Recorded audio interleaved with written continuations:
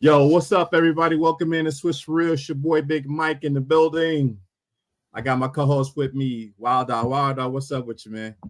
Hey, man, just trying to stay out of trouble, baby. Glad to be here. Salute. I see we got company. I'll try to be on my best behavior. Thanks. And our other co-host, man, Boogey Bob, he couldn't make it, man. Hey, man, get your rest up, brother. We'll talk to you soon, man. And this episode, again, is dedicated to you. And we have a special guest in the building, people. Our guy, our new friend, Brandon Scoop B. Robinson. What's up with you, man? I'm maintaining. How y'all feeling? Hey, we're good, brother. We good, man. Thank you for hopping on, man. And where you at locally, like right now? Where you are in DC? You in LA? Where you at? I'm in DC right now. How's the weather, man? I know it's snowing crazy out there. It was. It's a little warmer today. If that's saying anything. It's about 28 to 30 degrees. But yeah, we had snow over the weekend last week or this past weekend, and nonetheless, I mean, it's winter weather. What do you expect? Now, facts, and you know when it gets here like that in Texas, people don't forget how to drive. We got to shut it down. Yeah, I've been in Dallas where that was a thing, and I'm just kind of like, yeah. But I mean, everybody's different. now, facts, man. I really get it jumped off, man. And me and Wild Dog, we have 3 general questions we always ask our guests, and it's nothing out of the way, nothing too, out of the stratosphere as far as questions go. But we're gonna ask you 3 questions, just kind of get to know you. And I'll let Wild Dog start with his 3 questions, and I'll follow with my 3 questions. All right, is that cool? Okay. Yeah, of course. All right. Come on. Wild Dog, let's go with it. Well, you know how I like to segue. You asked about, where the man was located. You know what I'm saying? So, I see that you're from New Jersey, kind of New York. Forgive the euphemism, but, I'm from Texas. I'm from Kentucky. New York, New Jersey is basically the same thing. You know what I'm saying? And so my thought was like, oh, this man is from the Mecca of basketball. So I want to ask you about growing up, New Jersey, New York. What's that really like? I'm from a basketball state, Kentucky, but what's it like coming up in the Mecca of basketball? So I was born in Jersey. My mom is from Harlem. My dad is from Jersey. I was raised in both, and they divorced when I was 3. So I had the best of both worlds. I grew up going to Jersey prep school, but being in a family sneaker store, but also my uncle ran a basketball league in Harlem, and the basketball league in Harlem produced the Stephon Marburys, the Rod Stricklands, the Mark Jacksons of the world. So I grew up around basketball, whether that was at Riverbank Park, Riverside Church, as well as Rucker Park. And grassroots basketball is really what got me into the game. So growing up, I came from a basketball family from the grassroots side, and then going to prep school, went to 2 different high schools, Seton Hall Prep and Don Bosco Prep. And so I grew up, my freshman year of high school, was around a guy named Marcus Toniel, who actually recruited Eddie Griffin Eddie Griffin and Andre Barrett to go to Seton Hall. And his senior year, my Seton Hall Prep played against Camden. So I saw DeJuan Wagner play when he was in high school. Nice. And so, I had the best of both worlds there. Now, the one wagon that could hoop, though. Oh, for sure. Yeah. And then, then I noticed it about you. So like I was telling Big Mike, it's like, I'm not quite a sneakerhead. I might be really becoming one eventually down here, but I have a son, and he's an athlete. So I have to keep him in, quality sneakers to protect his feet, right? And for him to be able to perform. And then as he's gotten older, he's, involved in sports, been like, member of the student council. I can't just have him looking any kind of way, right? So I'm like, dude, you need at least 2 school shoes. You need 2 pair of shoes to kick rocks in. And then whatever sport you in, you got to have something specific for your sport. This is not too many shoes. And then I suffer from severe plantar fasciitis. Damn. But I can't afford no retail. So I meet a lot of sneakerheads, buying from their collections when it's like, used maybe like a 7 or 8 out of 10. But A lot of times it's still in the box with the tissue, and they're getting money, and I'm saving because I can't afford retail, and my son is looking fly in the mug, you know. So I know what his favorite kicks are. His favorite kicks, of course, he loves player kicks, and he always wanted a pair of Lucas. But then this Christmas, I got him a pair of the mixed match LeBrons. I was buying some Air Force Ones. And I was like, what else you got? You know? And so I was like, what? Give me everything. The Jordan slides and the mixed match LeBron. So that's my son's new favorite pair of shoes, the shoes he got for Christmas. So you coming up as a kid in the shoe store, I know it's kind of a loaded question, but what's your favorite pair, man? What's your favorite pair? I got a few favorite pair. Good. The Jordan 3s. Nice. Oh, wait a minute. You got to look it up. The Jordan 3s. Write it down, baby. I'll write it down. Those are the ones he wore the slam dunk contest with the zebra print in the front. Yep. Yeah. Jordan 11s, the Concords. White, I got pair of those. Black patent leather. Yep. Yep. I like those. And I'll say right now, y'all are in Dallas. A sneaker that has grown on me mainly because I reported on it before it became household information. Probably are the Kyrie Antas. They've sent me a couple different pair, but I was reporting on those sneakers before it was a thing, and I'm glad to see him do his thing and with the creative space that he's in as a creative director, one of the creative directors within Anta. It's a Chinese brand, and they're now sold in sneaker stores across. It's sold in exclusively Dick's Sporting Goods and LR. So those are kind of the three that come off the top of my head. I'm actually looking at my pair of 11s right now. But the 3s, the 11s, and probably the Kyrie Antas. So on top of Wild Dog's question, I'm gonna ask you this one: when you're hooping, I mean, I assume that you did hoop in high school or whatnot, or even when you're just out there hooping in general, which shoes would you say was the best ones to hoop in? Currently, when I'm working out or when I'm hooping, the James Harden Volume 7s, and the last Kyrie Nikes. I have about 4 or 5 different pairs of them. They're very cool to work out in and to lift in. So yeah, I have 2 pairs of James Harden's Volume 7s and the last pair of Kyrie's that he wore before Nike dropped them. So the shoes that I love to hoop in is the Gary Payton gloves. Yeah. Man, those shoes are so light on your feet. Like, I mean, I'm not dunking anymore like I used to, but man, when I wanted to get up and get somewhere, I'll put them shoes on and hoop all day. Right. If I'm stepping, I'm out, and if I'm out and about, I mean, I like Air Force Ones. You got them in white. I got them in red. We even red. And I told my son, be careful. I finally gave him his first pair of black ones. Make sure you knew culturally when and how to wear those. I was like, be careful now.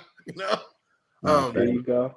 But since I've been, had my health issues, like the lighter the better, And I really like the Kyrie fly traps for whatever reason. I like the Kyrie fly traps. Yeah, when you go, I mean, for me, the difference between style and working out, keeping it light. Like when I was in college, I would wear LeBrons just to style in. But like the LeBron 2s to me were the style shoes, not the first ones. The 2s and the 19s you could step out in. But as far as like stepping out, going outside, I like the J. Cole Puma Dreamers. What? Those are cool to step out in. And then I like some other. I like some other stuff. So let me ask you about.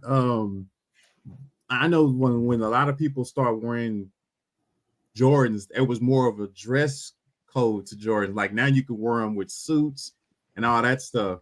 Did you ever have a pair of Jordans that would match good with any type of like suit or attire that you like? Oh, I'm wearing these with this particular suit. I personally don't like Jordans with suits. I would wear more of a classic shoe, Mhm. like an Air Force One or like Blazers or like a Giuseppe shoe or like a Bally shoe. As far as Jordans, I feel like Jordans go with sweatpants, jeans, and more. New York and New York and New Jersey's home, so wearing Timbs is a cool thing. Like Oh the yeah. snow currently on the East Coast currently it's snowing, but I don't wear my Timbs outside like that. I wear them more for style. So I wear like a Nike ACG boot in the snow. And it was crazy when you said Tim's, man. That's the first when I used to do music, and we had some guys that come down from New York, and they were always talking about Tim's. I'm like, what the hell is Tim's? And then I was like, oh, the boots. I had ended up, man, them boots was actually really nice. You know what I mean? Especially with some nice jeans, Timberland boots, man. They really set it off. Now I think hip hop culture brought that to the forefront more so than I can remember, man, because Tim's wasn't a thing in Texas until hip hop and those guys came down and was like, yo, these Timbs are what it is. And I was like, it's a construction boot. Yeah. It's a construction boot. Let me say this also to you.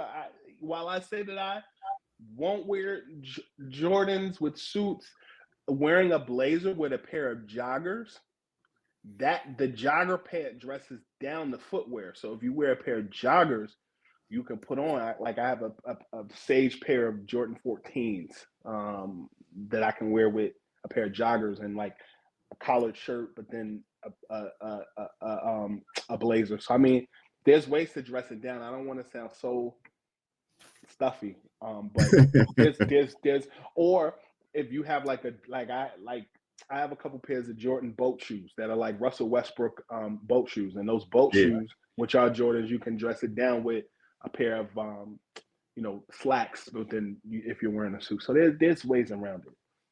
No, facts. Wow, now you have that's two questions. You got one more?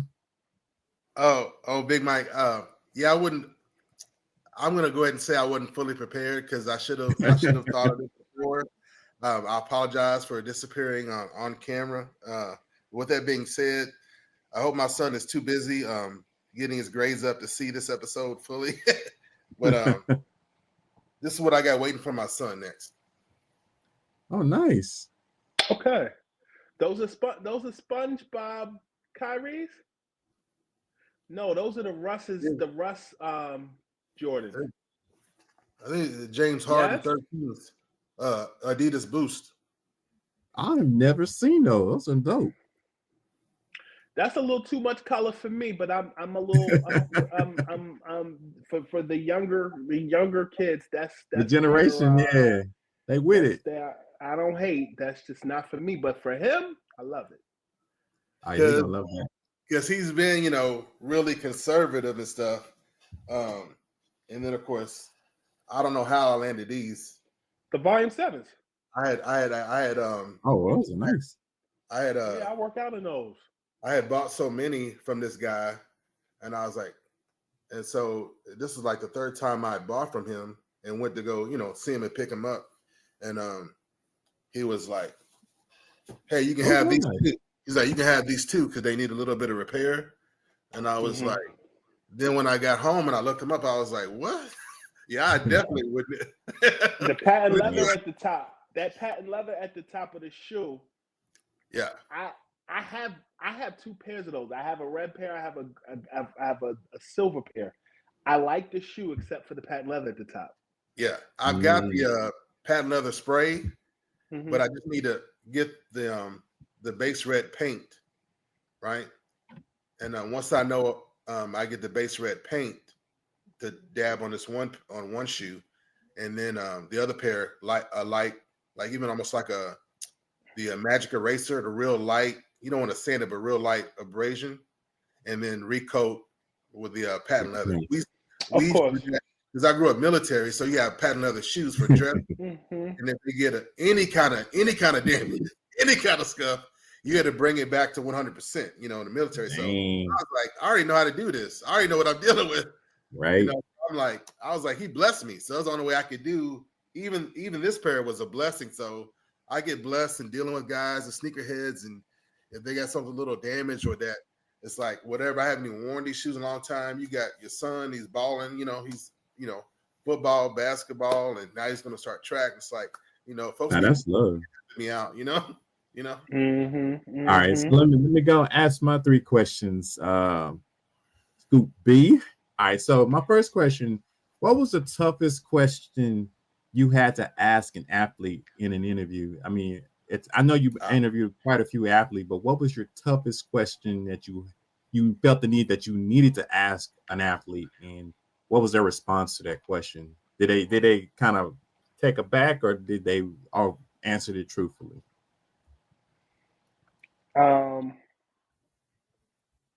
It's been a lot of questions I've asked. Your most memorable one. What comes to mind first? During my I was at Bally Sports for 2.5 years as their lead NBA insider for the network and on the national side. And I remember I was in Philly like twice that week. Like I was there for a day, then went home, and then came back. And in between that time, it was the Sixers played the Bulls, and this was when Doc Rivers was the head coach of the Sixers. And I remember the next game, the Nets were coming to town. It was the first time Ben Simmons came back after being traded. And I remember in the presser, I knew that if I asked Doc this question, it would go, and I had to be kind of quick with it. And the question that I asked him was basically, it's a 2-part question. Do you think that the Sixers should give Doc? Does he think that the Sixers should give Ben Simmons a tribute video? And he said, "Oh, that's a loaded question." I said, "I know." And he kind of just said, most marriages don't work. It wasn't all bad with Ben Simmons. And then I said to him, the second part of that question was, do you think that Sixers fans will give him a hard time when he returns? And at that point, I don't know if you remember, Ben Simmons didn't even play. He was on the bench, but he worked out pregame, and he goes, I'm not going to feed into that because that Philly fans are the quietest fans in the world. It was hilarious the way he said it. No, we're not. No, we're not. And, I went to college in the Philly area, so I'm very well attuned to just how Philly is, and I have a great respect for them. But I knew that those 2 questions would light up the airwaves and would move on the internet. And that's the only thing I can think of right now. There's been times where I've covered people that, there's been stuff that is aligned with active investigations, scandal, and more. I have an interview that is releasing sometime in February where it's an exclusive. I don't want to give it away just yet, but it has something to do with someone who has a redemptive story after just hanging out with the wrong crowd. And I had to really sit and piece things together to kind of tell a story. So those are kind of the 2 things that I'm thinking of right now. I'm sure if I had a little bit more time, I can give you something more in depth. But those are the 2 things that stand out right now. No worries. I appreciate that answer. Here's my second question. I got one more after the second question. If not broadcasting, what else would you be doing if you didn't take up journalism? Probably something in hip hop documentaries or sales.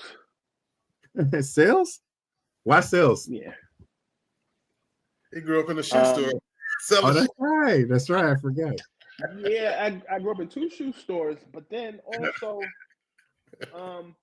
when I was in undergrad, I went to a small school called Eastern University, which is right on the main line of Philly, down the street from Villanova. I would go home a lot and bring stuff back and be selling it on campus. And so for me, I use my time as the public address announcer and as a DJ for men's and women's basketball and some of the other sports as a on campus as a billboard. Like I utilize my space like Charlamagne, DJ Envy, and Angela Yee used, and Kenny Smith, Charles Barkley, and Shaq used their space to do other things. So I was a walking billboard. And so that, when I wasn't in class and when I wasn't announcing games, I was putting ringtones on Nextel phones. That's when you had the cord back in the day and you put the ringtones on. I'd be selling shoes or hats or just whatever was legally needed on campus at the time. And I realized that was brand building back then, because you're selling yourself, your brand, what you do, and you're able to parlay that into other things. So I think taking that show on the road and doing that in college, and as a professional, understanding the role of brand and more, I do some of the same things. So I think journalism is journalism, but there's still an advertisement part in what you do of creating a brand. Oh, nice. So you would be either a salesman, and just what would be your key product to sell? Would it be still in like retail, or it would be, because I went to college for real estate, so I learned a lot about properties, commercial, and all that stuff. But what would be your main thing to sell if you were not doing broadcasting? I think it would probably be a full service advertisement agency that would probably connect with entertainment, sports, lifestyle, clothing, real estate, and I probably would hire somebody out like you on the real estate branch side, but on the fashion side, someone else. Like, I think there would be a myriad of all-encompassing things that I enjoy, and if I can add to that, sure, whether that's maybe horticulture, if that's jewelry, if that's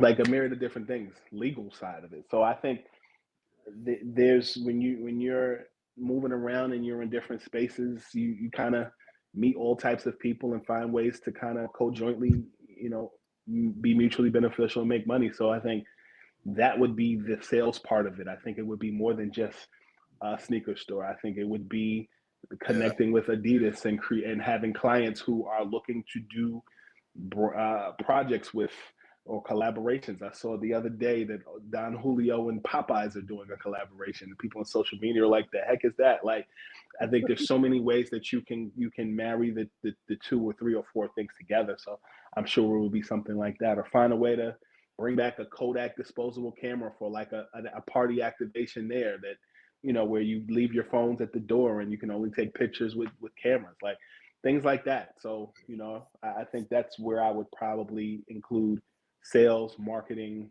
branding, media, all in one stop shop. Makes sense. Yeah. And I was gonna say, and part B to that question too, I wanted to know, where did the name Scoop B come from? And I kind of get what you get the scoop like on certain topics or whatever, but who came up with that, or is it something that you was inherited or a nickname somebody gave you? Legends don't give themselves nicknames; they're given nicknames, and that's the case with myself. When I was a child, I had a radio show with the Nets as a kid called Net Slim and Planet, and hosted it with former Bullet, I believe, Brooklyn native or legend Albert King, along with a guy named Evan Roberts, and who's now at WFA in New York, and a woman named Lynn Wilson. Lynn Wilson gave me the nickname because when I was a kid, I was in the locker room all the time. This was in the 90s, early 2000s. So you had Tim Duncan, Kobe Bryant, Michael Jordan, Shaq, Tim Duncan, all those people. And I had a segment on the show called The Nets Court, where I would interview people across the league. And I would just be telling different stories and anecdotes. And Lynn said to me, every great has a nickname. I think I'm going to call you Scoop B, because you always get the scoop of what's going on around the league, what people That's are talking in the locker room. Dope. I think as a 12 or 13-year-old, I was hearing things that I probably should not have been hearing at 12 or 13 years old from 20-somethings. But nonetheless, whatever stays in the locker room, whatever said in the locker room stays here. But I was hearing a lot of things and being told things and just experiencing a lot. So that's where the name Scoop B came from, and it's here to stay. Salute. My last question, and is referencing back to a 12-year-old, Jeremiah Purnell. How did you get in contact with that youngster, and what was it like interviewing him, and what kind of wisdom did you kind of give him as far as his journey in journalism? I met him in 2023 in LA. We were at a function red carpet function, and I met him and his mom. His mom is a very nice woman. She's doing a phenomenal job in raising him, and we kind of just we met last year, and I kind of just watched him, and we were at another function in LA.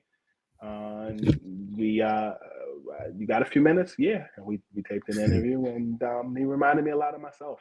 Yeah. Yeah.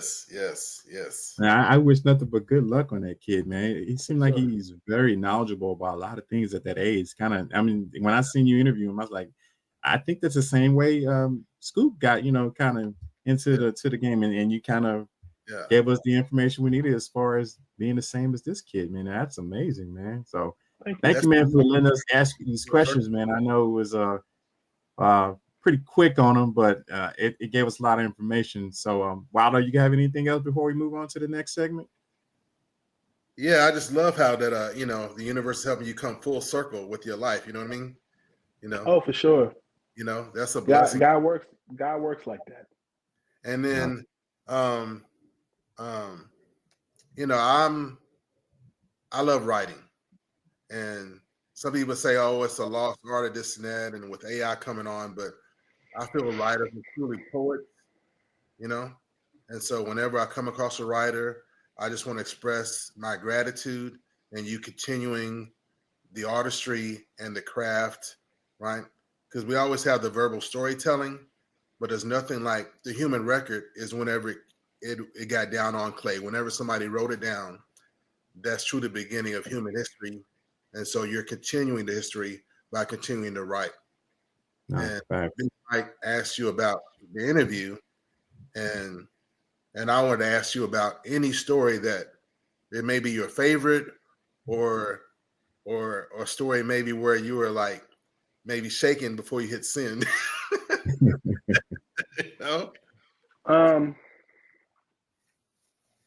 I think story that I was kind of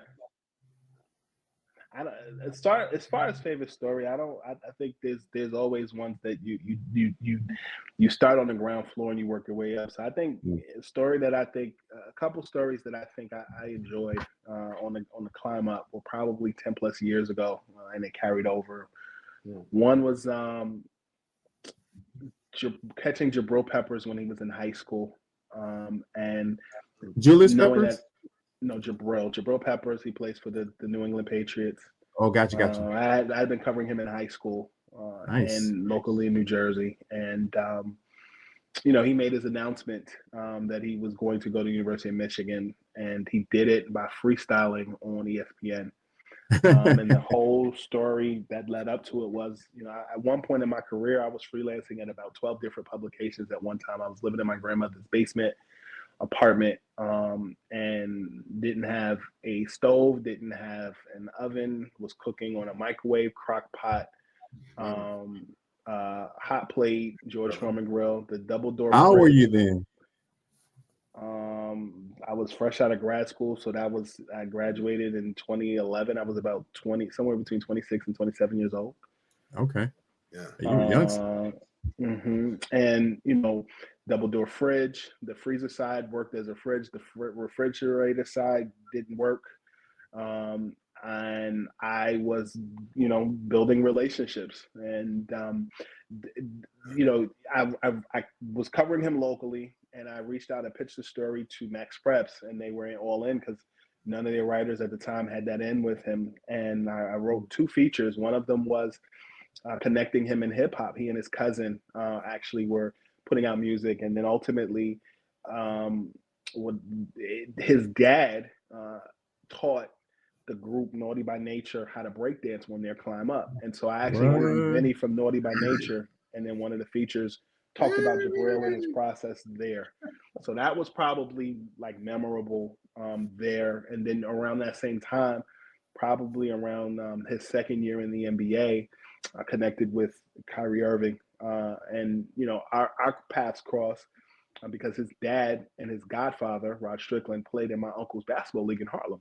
And so there was an interconnection there, and was around him since his second year in Cleveland, and that if you do your history, and me and Kyrie, over the years writing stories, breaking news, and some of those other things that all started, in 2013, 2014, when I was living in my grandmother's basement, figuring some things out in life and also professionally. And those are probably some of my favorite stories. As far as hitting send, I think where Kyrie was when he was in Brooklyn was a difficult juxtaposition, both professionally and personally, for a lot of reasons. And I think I get tickled when I remember I wrote a story. This is during my time at Bally Sports Network back in 2022. No, 2021. It was the fall of 2021. And this was when the Nets would not allow him to be a part-time player. And I basically wrote a story citing multiple people, multiple sources, as far as just what his life is like not playing basketball. And between communicating with my editor and then putting the story out, the thing that everybody stuck on, and it was more of a proposed, like a presupposed, not anything Kyrie or anybody said. It was the whole vaccine thing, and how I said that, at the time, Kyrie had a plant-based diet, and I said that, Kai had dealt with a lot of injuries during his career and recovery, and didn't really trust doctors. And I said, that the vaccine portion of it was interesting, and if he had a plant-based diet, one would wonder what life would look like when there is a plant-based version of the COVID vaccine available. And people took that as me saying, Kyrie is considering taking a plant-based version of the vaccination. And out of all the things I said, that's what everybody ran with. And it was funny because, that was a big story. That was in the fall of 2021, like November. 3 months later, my mom had cancer and she passed away. And a moment that was, but a moment, thank you. But a moment that was dope was when she was going to see her doctor. She's having a conversation with her doctor about it, and they're like, somehow she's talking to the doctor about the vaccine and a plant-based vaccine, and the doctor was like, "Yeah, I heard something on the news about Kyrie Irving taking a plant-based." She goes, "My son wrote that article." The doctor was like, "Get the hell out of here." That's dope. That's dope, bro. That's dope, man. And I didn't even say that shit. That's the crazy part. Yeah. Man, that's what's up, bro. That ain't nothing like mothers, man. My mom passed away too, so man, it's amazing to hear stories that people just come up with, just like bringing her out the blue, like it all connects, man. Yeah, that's fucking dope, man. I salute to you, man, on that one, man. I appreciate you writing that story. I need to go check it out, man. I want to go ahead and move on to the next subject. We're going to talk about this guy, and he's kind of injury prone, has been like this throughout his career in New Orleans, Zion Williams. And we're going to start with you, Brandon. What's going on with Zion, man? Why his career hasn't blossomed like we thought it would when he was a rookie, when he came into the NBA for the New Orleans Pelicans? I think that's it. As Doc Rivers would say, that's a loaded question. I think that for Zion, I think it's been a combination of when you're that size and you contort your body like that, you're gonna get hurt. Like, I remember Zion coming into the league being compared to Shawn Kemp, being compared to Clarence Weatherspoon, being compared to Corliss Williamson, being compared to Charles Barkley, and myriad of other things. Nate Robinson kind of said it best to me some years ago. And you asked me some memorable interviews.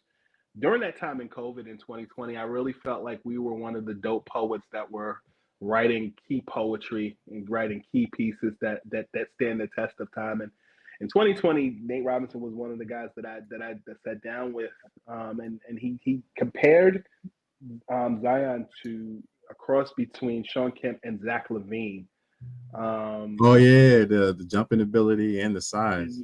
Yeah, and I think we've just not seen. He is an Escalade with Lamborghini doors. That is Zion Williamson. I just think that when you have that speed but that size, you giving up something. So I know that it's a combination of that. I think it's a combination of location. I think New Orleans is not New York. It's not LA. And when I say that, I mean I think that the media narrative is controlled a little bit differently. Where I don't think his weight would be such a topic of conversation the same way. I also think that New Orleans has not always known how to use him. No fault of his own. Is he a 3? Is he a 4? Is he a 5? I just think he's a basketball player. Now, if you were coaching him, what position would you put him in? If we're in New Orleans? Yeah. Because you got BI, you got the guard from Portland that they got. CJ He's a lot of position. Huh? So you got CJ McCollum, yeah. You got Naj, you have Brandon Ingram, and then you have Yves Missy, who's their center that's a rookie.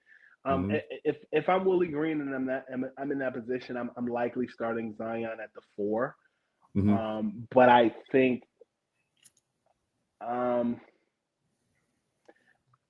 during my childhood, I remember the Nets and Byron Scott specifically having a situation where Keith Van Horn and Kenyon Martin were his starting forwards, and Kenyon was a starting 3 but guarded 4s. And Keith Van Horn was a 4 that was guarding 3s. And I feel like Zion could play 3 but guard 4s. I think BI is a 3 that I think he could start 3 and guard 4. Like I just think that Zion. I think Willie Green hasn't found a way to find that balance, maybe. But I think they're so logjam at the forward position that I wonder what that future will look like. And so when I look at what that future will look like, I'm looking at other teams that he'd fit. Personally, I think he'd fit in a Utah. Personally, in Utah, he could be on an island by himself. Yeah, and flourish. You know, I was always hoping that we could get him as a Mav. You know what I mean? He'll definitely play good in this system. He would, because J Kidd is a player's coach, and I think that those strengths in that offense benefit forwards in a very garden-laden system. Yeah, Kyrie and Luka together. Who would have thought that they? Because a lot of people are thinking, and I know we're jumping off topic without talking about Zion, but Kyrie and Luka together, man. I didn't. Nobody thought that would work. Nobody thought that Dwayne Wade, Chris Bosh, and LeBron James would work. People thought Wade and LeBron played the same position. I think what happened with that one is when LeBron took over that team, basically Wade gave it to him like, hey, man, you the leader. And that made that team go where it was going. But against Dallas, it didn't work like that because Dallas played as a team and they were still trying to find each other as far as Miami goes. So I'm kind of happy they didn't find each other in 2011. Yeah, I mean, I know that's the story that people paid as far as Wade saying that's his team, but meaning LeBron's team. But I think ultimately, I'm sure you guys have been in open gym when you were younger, and people, you just pick teams. I think that Miami team was more of a rec league team that just figured out how to fit each other's skill set. Year one, LeBron felt like he had an axe to grind and prove himself, and Dallas, which is overlooked, and went through everybody in the West. So by the time they came to and played against Miami, they found a weakness or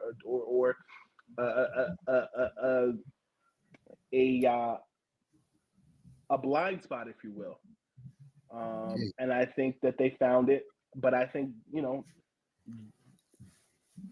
Miami got it together. One in 2012 playing against the Thunder, and then in 2013, 2014 going against San Antonio. And San Antonio, I think when you look back at the record books, people are going to say, damn, San Antonio had Tony Parker, Manu Ginobili, Kawhi, and Tim Duncan.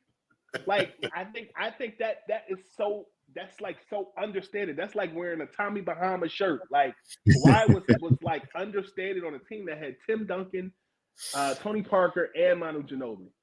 Yes. Right. Yeah. And last on Zion, and I'm gonna pass it to you out, dog. If you had to put Zion besides Utah, What other team you think he'd fit better?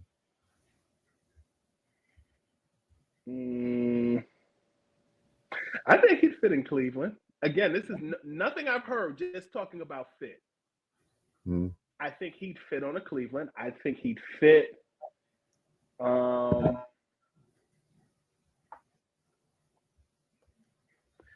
think he'd fit in San Antonio in the half court. Yeah, he go because he plays defense, and that's what Pop likes. So I don't see no bones about him not being. San Antonio would probably be the best fit if you really think about it, because you got Wemby there, and it's a young team. And they need it. Oklahoma, from a defensive standpoint, yes, would fit, but I don't think they need him. Yeah, nah, not at all. Wild Dog, what do you think is going on with Zion, in your opinion? Hey, we talked about this before, so I got my whole flat tire thing. So this is the whole flat tire category, and so the man just can't stay healthy, and part of it is his style of play. It's just going to be hard on the body. It doesn't matter if you're, built thin and lean like a track star, or if you're, a big, tall, heavy, 260-pound center. That style of play above the rim, and swing into the weak side, so strong, it's a heavy toll on the body. So we have the whole issue with load management and all of this, and then then teams taking it too far, and then now the league has to step in. But I had two concerns when Zion ripped through his Nikes. I remember that. I was like, stock went down a little bit that day too. I mean, I was so frightened for the man and for the game, because I'm like, that's like Bo Jackson, not making a direct comparison, but Bo Jackson being so strong, fighting for inches, busted his own hip. And nothing anybody can do to Bo Jackson. But Bo Jackson would have, you know what I'm saying, carrying people on it. He broke his own hip, reaching, pulling stronger than his own body. So this is a comparison I made, that Zion, his mind, his spirit is all good. Right. Let's not knock this man. But he is literally stronger than his own body. We look at his specimens like, well, dang, but he's still way stronger than his own body. So that's something that takes management. So like some cats, what they call it, old language, they say, oh, he's a fortnight, meaning you can utilize him and everything, but every fortnight game, you got to give the man a break. You got to, what I'm saying? You got to bring him off the bench or balance it better. So load management, anything new, but Zion going to New Orleans, it's the organization. So I'm going to fall right in what Scoop B was talking about, like moving him. You didn't have to poke him. You didn't have to suggest it. Scoop B went right to answering the question and being like, yeah, Utah. You know what I'm saying? You're asking where he could go. You already know I got a short list of organizations. It's easier to say where he should not be. And New Orleans is one of the places he should not be. And so when he got drafted, I was like, oh no. And I wish I could eat crow and be like, I wasn't right. Oh, it worked out so great in New Orleans and everything's working out great, but he got to move, man. He got to move. And when you said load management, the first player came to mind was Joel Embiid, because that's one guy that's been in the news lately talking about he's not playing X amount of games. It's just interesting how you just say that and you're getting paid millions of dollars. Yeah. And then in Philly, I grew up a Philly fan, even with the dysfunction, that's one area with the medical staff and health that I don't really feel like we've had really had any issues or controversy that I'm aware of, as an organization. We take care of our players. We look for our players to play 12, 15 years if you can, where you got certain organizations, they ready to milk that 3 to 5 years out of you. And then after that, okay, well, you know what I'm saying, and then reload with someone else and and send you somewhere off in the league, whatever. So, but again, it's a short list of organizations he shouldn't be at, and New Orleans is one of them, and I would even suggest tonight is like, Zion. They came across my news feed. Zion is out, and I'm just like, and then so, he enters the game tonight as a Pelican. I wouldn't be mad if he entered the game as a Memphis Grizzly. I would celebrate. I'd be like, man, let's do it. This is what's better for the man. This was better for the league. This was better for the sport than to have another tragic story that I really truly feel like is 100% preventable. Because why didn't they really know and realize? Well, here's the other thing. The Pelicans and the Grizzlies play tonight. Yes. This is the first of a back-to-back. They play Charlotte tomorrow. He's from North Carolina. I wonder if he'll play tomorrow instead of playing tonight. So he's already scheduled to be back on the court, basically. You asking me? Yeah, that's what I'm asking. I don't know. Yeah. All I've seen and all I've heard is that he's out. But what I'm saying is, there was no one game, there was no 2 days, there was no, 1 week, there was nothing behind it. Right. But what I'm saying is a lot of times when guys are scheduled to come back, and again, I didn't look at whether he was working out on the court pregame tonight before the game, whether, he'll be questionable for tomorrow. But what I'm saying is sometimes when guys ramp up or when guys could make a return, they might, that particular Pelicans team has a lot of Carolina ties. It'll be interesting to see if they return tomorrow. Yeah, because he's out right now. They said return to competition and reconditioning, so he's actually getting back into competition right now, but he's not playing this game. So you might be right. He might be returning in the North Carolina game when they go to Charlotte. Tomorrow evening. Yes, sir. And then too, I wish he had some veteran leadership. Zion is a type of talent. I just wonder. I've heard a lot of veterans and legends talk about him, but I really wonder if anybody's really reached out to him to work with him. Because, my favorite player, Charles Barkley, he had Moses Malone. Again, growing up a Sixers fan, but he had Moses Malone to work with him, to not only lose weight, but also be more efficient in every aspect of his game. And Moses was so proud of him, and continue to pour more and more into him, and even still having a relationship. So it's levels to this. So if he doesn't have NBA veteran or legend mentor, it's never too late. Like, somebody please step up for this man and the sake of the game. Let's not have another tragic story, because I feel this is 100% preventable. Because when he busted out that shoe, I knew who we were dealing with. You wondered, because I played football and I'm strong. Like, you a football player? No, I can ball too now. You know what I'm saying? And so, I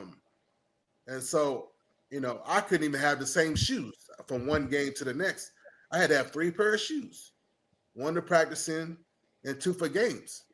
Because game time come, man, I was showtime kind of person. And I believe Zion is the same. He may practice one way, whatever. When he gets in the game, that adrenaline kick, whatever, in the spiritual response, he's got it in him, but he's too strong for his body. We know who he's too strong for his shoes. He needs a special design shoe. We know there's things we already know this. And so why is he not getting what he needs? Facts. Yeah, I agree. Yeah, he is a pretty powerful person when it comes to body weight and body strength. And I think his diet has a lot to do with how he controls himself as far as his abilities. But if he get himself a good dietitian, I'm pretty sure he can afford it. I think he'll be straight. Moving on to the next subject, and this is one I've been really thinking about. Scoop, I know you've had a lot of opportunities to talk to a lot of many players. And in your opinion, and not just saying just off the top of your head. Which 25 under? Well, just give me your top 25 and under NBA players, and you don't even have. It doesn't have to be position wise, but right now, currently, 25-year-old, who's the best player in your mind, and why so? Shea Gilgeous-Alexander. Why so? Because he's a throwback to a lot of other guys. I think he creates separation like AI. I think he can dribble the ball like a lot of people that we respect.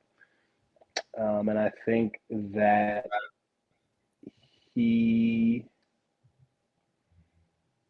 got robbed as an MVP last season, and I think he's coming out to prove a lot of people, proving himself right. Now, he is actually 26, so he wouldn't count in that equation. So we're gonna rewind the tape. I think there's a couple guys. I think Anthony Edwards is on that list. If I'm not mistaken, he's 23. I think it's a down year in Minnesota this year because I think Cat was the glue that kept a lot together. But I think that I think he's up there. I think another guy that I can think of off the top of my head that I like, Tyrese Maxey. Oh, I was thinking him too, but that's not one of my favorite players though. But I'll let you continue. I think LaMelo Ball. I mean, yeah, I think he's in the conversation. I think him just not playing meaningful minutes on a winning team, the national audience doesn't necessarily get to see that play out in real time. He's 23 years old, and I think sometimes you forget that because you've seen so much tape of him for so long. Right. So I think that is I think that's there. I think Paolo Banchero of the Orlando Magic is another guy that we should be talking about in that vein. I think. And quiet as kept, that is my favorite player right now in the NBA currently. And I only had two players I've always wanted to meet and admire. One is Chris Webber, and now Banchero is the next one, man. Them two, man, I'm just a fan of. Yeah. And I think we talked about a lot of swings, a lot of guards. I think a guy that I like to watch because I think he's a throwback of so many people. That's a big is Alperen Sengun of the Houston Rockets, 22 years old. If I'm not mistaken. He's actually been a surprise, man. What they Ime Udoka is doing in Houston is not some short of a miracle in some ways, man. They got a squad down there, and they've been proving people wrong all season, and we couldn't figure them out. Only team we can figure out is Oklahoma. Yeah, I mean Houston, Oklahoma, and Memphis, to me, are the future on the West. And out East is Cleveland. The Knicks, I think, have a 3-year window. Orlando is I think adding Kentavious Caldwell-Pope was such an it's that Tommy Bahama thing again, very understated. Won a couple championships and is a voice in that locker room, but they had their own wave before he got there. So I like that team, and I think Boston, I think, has a few more years in them too, 2 to 3 more years before they start having to. You think they'll win it again, Boston, this year, or they have to go through Cleveland? I think they got to go through Cleveland or New York. Yeah, and to your point on New York, I think having Cat was the best thing to happen to New York, man, because now Bronson can continue to ball like he's been balling, and he has somebody to really work with. Because I don't think Julius Randle really complimented Bronson the way he should have. It was Julius's team before it was Bronson's team, and I think that most basketball purists look at it as Brunson's team now. But the thing that Brunson and Julius both had in common is that the offense ran through both. So to me, Julius has always been a blue collar LeBron as far as having the ball in their hand and make plays. LeBron has never really had to adjust his game except for when he played in his first year in Miami. But other than that, he's always the offense has always ran through LeBron. Comparatively, in New York, you talk about wanting to meet Chris Webber. Chris Webber was a playmaker.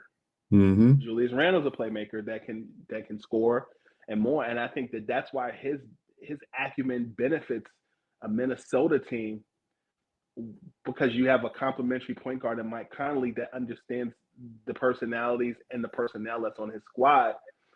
And that offense is not built around a vet like Mike Conley versus in New York, that offense is built and that team is built around Jalen Brunson. I think that's the difference. Towns at this point in his career,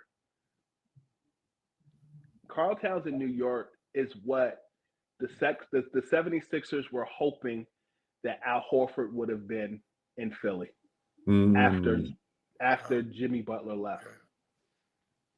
So if you had to pick how far the Knicks will go, you think they can go to the semifinals?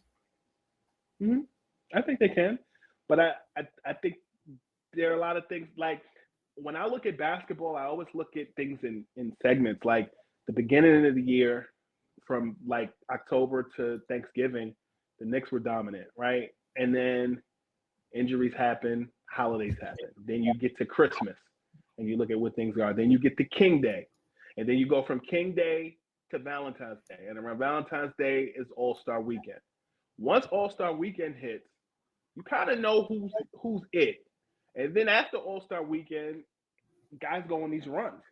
And then guys can kind of hide out some because they get comfortable when they're in first and second place. And then you've got them fifth and sixth seeders that see that, and then they try to run up the ante there. So I think for the Knicks, it's more about how they maintain their health, whether they're going to ease Mitchell Robinson back, whether they're going to trade him, because I think as the season goes on, Karl Towns is going to need that rest to go into the playoffs.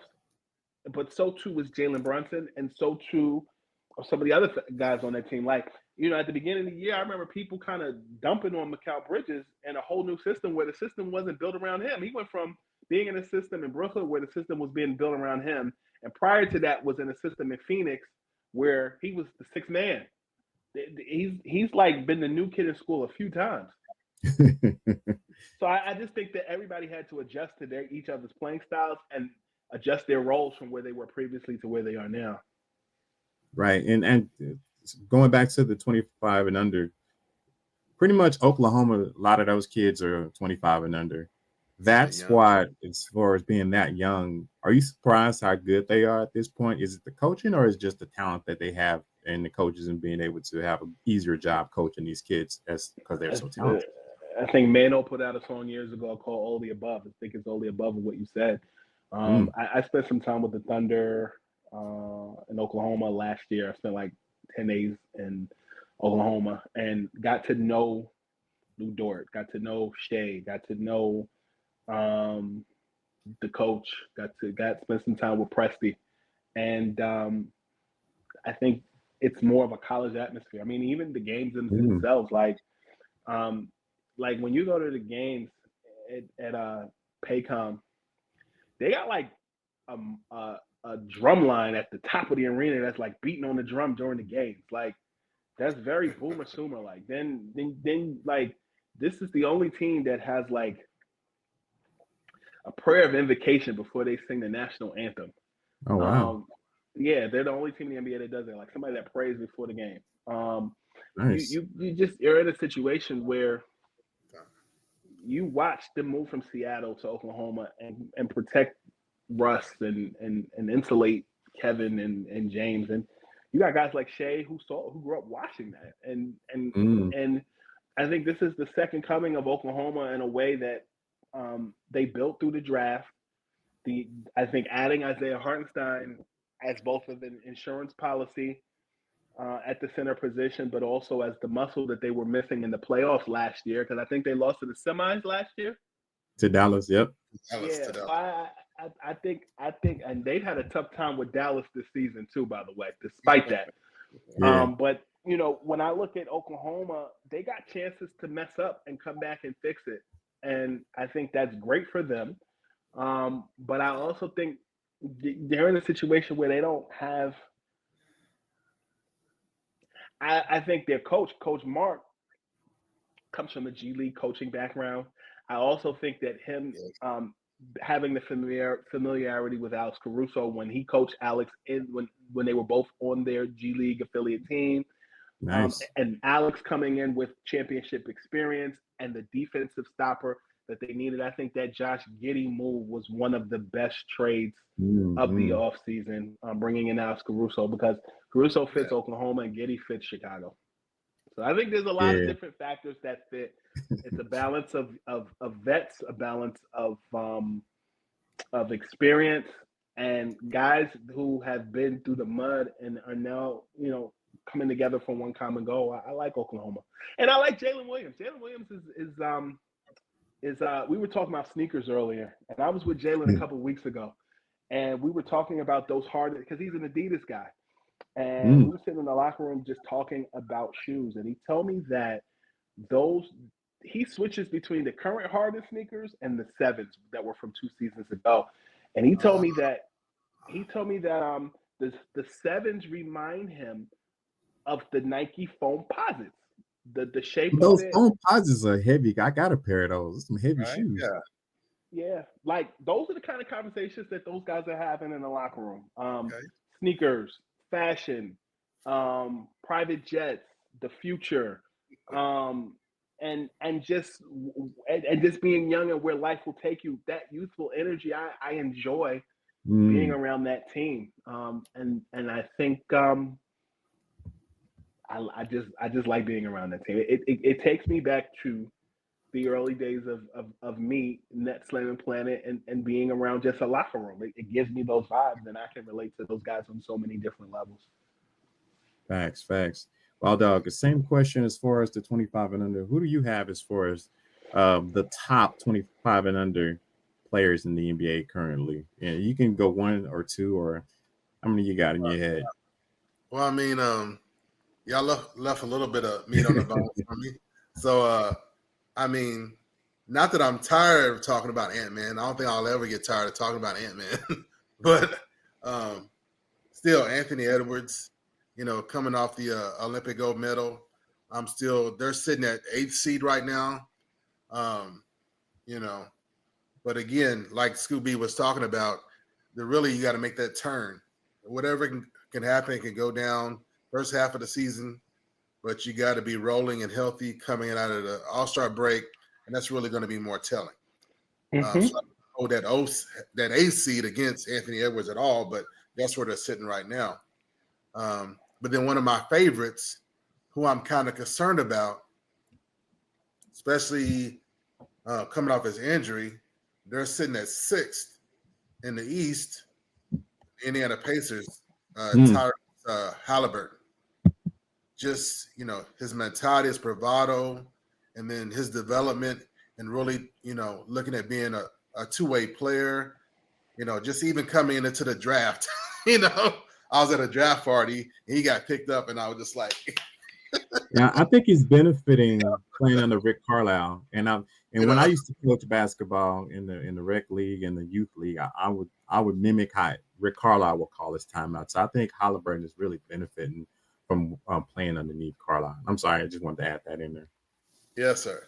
And then, of course, I'm not trying to bring any drama because we're talking about young men here, 25 and under for real. But with everything going on in Miami, depending on what happens with Jimmy Butler, really, especially if they make a move with Jimmy Butler, which, we talked about, I don't agree with. Just figure it out, work it out, whatever you got to do. Speak to a sports, psychologist and get it all figured out. But Tyler Hero. So yeah, he's been balling. He's been hooping lately, and I've been surprised. So I feel like it's kind of been up and down with Spo. I'm not sure what's going on there, but there is a bit of a degree of inconsistency, but that could be because he's still young in the game and then his role in the game. But I always feel like whenever they went to lean on him, he definitely responded more often than he came up short. So this is a young cat that I feel like you put the weight on his shoulders. You just need to go ahead and do it.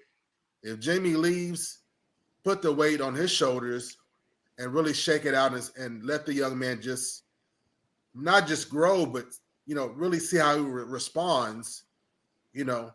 By having the focus on him, and without all this drama and back and forth, it's somebody I kind of feel like I believe in more when it comes to young cats is Tyler Hero, and then next someone I'm kind of keeping an eye on because I like the young cats out there in Sacramento, so with Fox, I like watching him and his game, so basically inherently, I've had my eye on Brandon Miller. So Brandon Miller is someone I'm looking forward to really seeing some good ball from and seeing how he makes his turn, year 2, especially year 3. This is someone I'm looking at would be able to make a year 3 turn versus a year 5 or 7 turn. So that's who I got my eye on when it comes to the young cats. Yeah. You know who we left out? Who's that? Victor Wembanyama. Well, I'm a Wemby fan. I'm not. This ain't no fanboy show. Don't get me all in my feelings. Yeah, facts. Wemby's been showing up, bro. I mean, like, where does this space kid come from, man?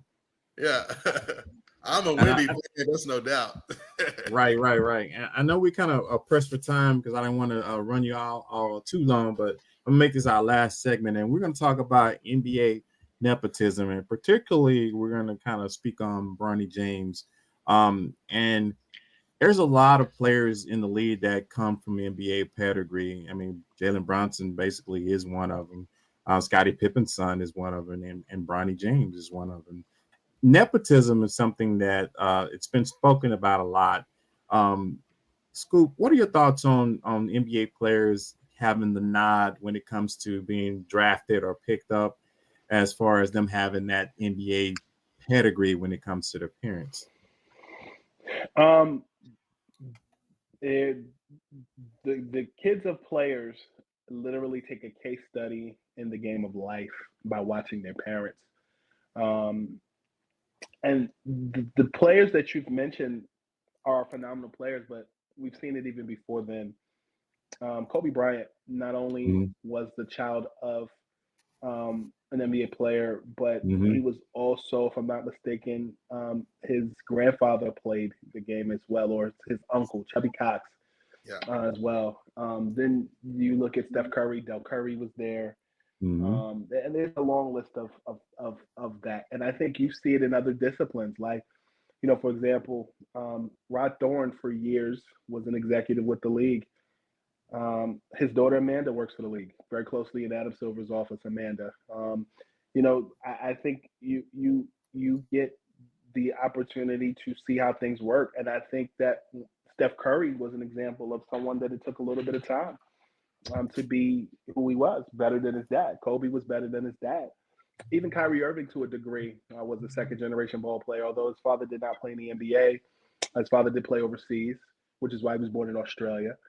He did play, he came from the projects of the Mitchell houses in the South Bronx to getting a full-time scholarship to Ivy League college in Boston U, and then, playing overseas and making the conscious decision to work on Wall Street to support his family in America. So I think, when you talk about Bronny James, I think it takes a little bit of time to adjust, but I never really, me personally, I never subscribed to the hype that he was going to be the next LeBron James, but I could see a situation where he could be like a PJ Brown, where he lasts for 10 to 15 years on a team.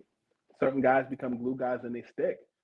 I think nepotism, I think we just got hit to it, but it's always been a thing. You see guys who work in their dad's law firms, and move up the ladder, even in broadcasting. Ian Eagle, who is a mentor of mine, his son Noah Eagle, is doing, filling in for his dad on the Yes Network when he's not there, but also calling football and basketball over at NBC on the Peacock app. So I think we're just coming to a point in our lives where the next generation is being ushered in a myriad of different ways, and here we are.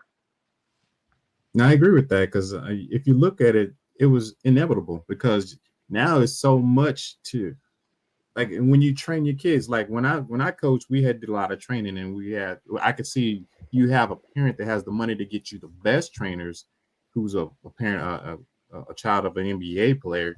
You're gonna get the best of the best, and I can see why. Especially I'm a big fan of Scottie Pippen Jr. His game is just like phenomenal. You know what I mean? So I see how it can benefit them by having an NBA father who can get you from point A to point B, and then have that translate on the court, either in high school, from high school to college, and now into the NBA. So yeah, it makes sense. And Scottie Pippen's son, not only it didn't work out in LA with the Lakers for a lot of reasons, but if I'm not mistaken, Scottie Pippen Jr. went to Vanderbilt, and I think coaching is if I'm not mistaken, Jerry Stackhouse was his coaching college at Vanderbilt. Oh yeah, Vanderbilt, yeah. Players hang around players. That's a social club that they're hip to from a young age. I'll clue you guys in. On Tuesday, I'm dropping an interview with Dylan Harper, Rutgers standout point guard, expected to be a top 3 pick in this year's NBA draft. Went to my high school, Don Bosco Prep, and his brother, his older brother, also went to Rutgers and also played at Don Bosco, and they played under legendary head coach at Don Bosco, Kevin DeVario. But their dad, Ron Harper, legend, played next to Michael, played on the Cavs, played on the Clippers. Like when you're around that you naturally gravitate to that. And if your dad is not teaching you, your uncles are teaching you, the village is teaching you. So I think it's easy to look at it from an untrained eye, but when guys are around that, you're naturally going to get better, because it's more than just the athletic and the physical side. It's the mental growth. And do you think where Bronny you're supposed to be? How far you think Bronny can take it? You think he'll last how many years in the NBA? You think he's maybe 10 years, or is he going to be in the G League for a bit of a time? I think Bronny's G League situation depends on a few things. I think it depends on what ultimately happens with his dad. I was speaking to a highly respected NBA fixture today who said to me they see LeBron James Sr. playing 5 more years in the NBA before he retires, because at this point it's like playing pickup. Oh, wow. I say that to say, I think Bronny's future kind of depends on where his dad goes, what the Lakers team will look like in the next year, how he develops. And I also think, for Bronny, I mean, 2 years ago, he was fighting for his life. That gets lost in translation quite a bit. Yeah. He had the heart condition, right? Yeah. I mean, you went from being a highly touted high school prospect to having a heart condition to working your way back to getting drafted and getting your win back. Like, that's very Christopher Reeve-like, if you ask me. I don't know if that's Superman or Christopher Reeve in his private life, but ultimately hurting himself in that accident. Not to make light of it, but what I'm saying is, like, ultimately, like, that's pretty remarkable. And I think, but we live in a results-driven society, and I think because of his last name, and because of the team that he plays for, that's a lot of that impression. I think he's handled it well, all things considered. No, facts. And I do wish the kid luck, man, because I don't want to see people just throw him under the bus because of who his father is. I think if he works hard and put in the work to get to where his father is, he can probably make it there a little bit, but he's not his dad. You know what I mean? He's got to be himself and build himself from where he is as he is a player. We're going to kind of give you a little bit of time, Wild Dog, to kind of talk on the nepotism. And then we're going to let Scoop B grab the rest of his night back, because I know it's about 9 o'clock where you at? Mm-hmm. All right. Hey, we know it's a good time. We're going into overtime. So, again, Big Mike, this goes into one of my philosophies, I guess one of my sayings. Pedigree matters, baby. Pedigree matters. And with so much talent and the league growing and expanding and opportunities, this was inevitable. I mean, literally like 20 years ago, I'm standing in a suite, and at the time, Commissioner Stern, we had a conversation about this. And I was like, I was like, Commish, you gotta follow genealogy. We got DNA, you know what I'm saying? We got young men who don't know who their fathers are or what their lineage is, why they're so good at this or that sport. You know, we gotta follow DNA. And I know the NCAA and colleges have really stepped in and helping young players find out who they are, who they come from, or even part of the recruiting process, do a DNA test. This is real talk. But this is a conversation I had with Commissioner Stern. I'm like, look, at some point, you're gonna have a father-son combination. What do you want to do with that? Right? And it wasn't until now with the Jameses, but why was it already a rule on the books? You understand what I'm saying to you? Right? You're talking about when they wouldn't allow high schoolers to play at a certain time? The same team, you can't recruit father and son. You can't. Well, that was on the books? Yeah, they already knew, okay, it's coming. How do you handle it? Right? So, like, even let's say the father, like sometimes the father's the start, but like in Kobe's situation, it's elevated, right? Like, let's say if you had a father in the NBA G League, then the son comes up, then they could end up on the same team. You know, that's how we thought it was probably going to happen, you know. But if it's an issue when it comes in the draft, you know, you have that control mechanisms like, okay, you know, I'll come play for you or draft me, then you got to bring my dad, like whatever. There's a rule in the book. Sorry, I don't have it in detail, but there's a rule in the books, especially with the draft, on how you have to deal with any kind of father-son combo. There's already been a rule in the books. But this has been talked about. Following genealogy, utilizing DNA testing, because pedigree matters. It goes all the way back to Commissioner Stern. And then my case for it was like Rick Barry. You know, yeah, I've talked about everybody else, but, you know, Rick Barry and all of his sons, they all are succeeding in the sport at one level or another. You know, his son Brent, straight up baller, slam dunk champ, won a chip with the San Antonio Spurs. Yep. So I mean, you know, we've seen it coming, and anticipating how it might affect the game, what the optics of it might look like, you know, and so I'm all for it, and I believe in it, and when it's all said and done, from one player to the next, from what I've seen in my experience and what I understand, pedigree. And like we talked about Scoop, one of the questions I asked Scoop is like, how was it growing up in New Jersey, New York, basically around the mecca of basketball? And there was a difference, right? And there's a reason why the majority of NBA Hall of Famers and All-Stars have come out of New York. It's only recently that even current NBA players, New York sits at number 2, and California, with this large population, has taken over overall as number 1. But consistency, the mecca, the best ballers have come out of the mecca, you know, New York, New Jersey. So these things matter. These things all play in the contribute, you know, to the culture and how someone's developed. And when you got pedigree, it's in your DNA. Your mother, your father, both, you know, one or the other. Really now, both. You get a situation where both parents are stars, both parents were athletes, all Americans and whatnot. And then they have the resources, you know, to maximize whatever talent and ability they have. They have zero talent. They have all the resources, you know what I'm saying, to actually to get it done. You know. And to your point, look at the Ball Boys. Their daddy was man. Exactly. Yeah. So we knew it was coming. But now we're here. And the NBA prepared for it. And then it's just a matter of how the fan base is really going to receive it and respond to it. And they loving it right now. I agree. With Bronny, it's just about, if you're a LeBron James fan, you a go. If you're a LeBron James hater, you got an issue with it. But I'm putting it down for everyone. We knew this was coming. This is anticipated. You've seen it in real life action. Pedigree matters, right? Sons and daughters of ballers are going to be balling out. Sons and daughters, sons and daughters of, they played, but they wasn't nothing.